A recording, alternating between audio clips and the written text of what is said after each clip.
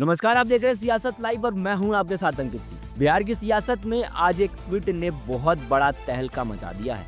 केंद्रीय मंत्री गिरिराज सिंह का स्ट्राइक रेट वाला बयान सोशल मीडिया पर तीर बनकर चल रहा है और निशाना शायद चिराग पासवान बताए जा रहे हैं। गिरिराज सिंह ने अपने एक्स हैंडल पर ट्वीट करके लिखा, यह होता है असली स्ट्राइक रेट।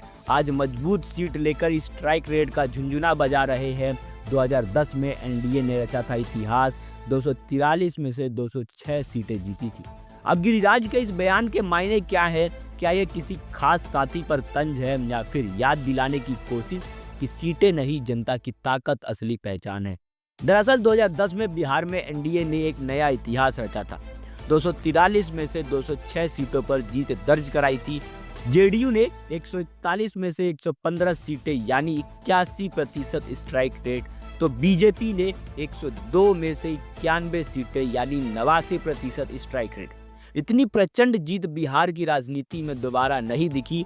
अब बात करते हैं 2025 के मिशन बिहार की। एनडीए में सीट बंटवारा तो तय हो गया है, लेकिन उम्मीदवारों की लिस्ट ऐलान से पहले ही रोक दी गई। संयुक्त प्रेस वार्ता का ट्वीट डिलीट हुआ और उसी वक्त गिरिराज का यह बयान सामने आ गया। सूत्रों के मुताबिक दिल्ली में कई दौर की मीटिंग के बाद चिराग पासवान को 29 सीटें देने का फॉर्मूला तय हुआ।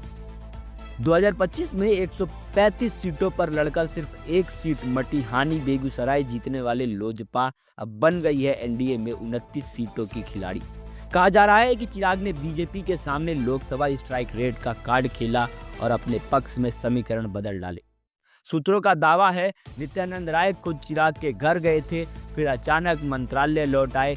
यहाँ तक कि चिराग की मां रीना पासवान से भी मुलाकात हुई। राजी करने के लिए धर्मेंद्र प्रधान और अमित शाह को भी करनी पड़ी थी मेहनत। बीजेपी और जेडीयू दोनों को अपने कोटे से पीछे हटना पड़ा ताकि चिराग खुश रहे और एनडीए एकजुट रहे। अब सवाल यही है, क्या गिरिराज सिंह का ट्वीट सिर्फ इतिहास की याद थी या भविष्य की चेतावनी? क्या मजबूत सीट लेकर स्ट्राइक रेट का जश्न मनाना एनडीए के भीतर किसी तनाव की निशानी है या फिर बिहार की राजनीति में एक नया खेला? फिलहाल इतना ही, लेकिन बिहार में सीटों का खेल और ट्वीट की राजनीति दोनों ही गर्म है। देखते रहिए सियासत लाइव, जहां सियासत नहीं सच्चाई दिखाई जाती है। धन्यवाद।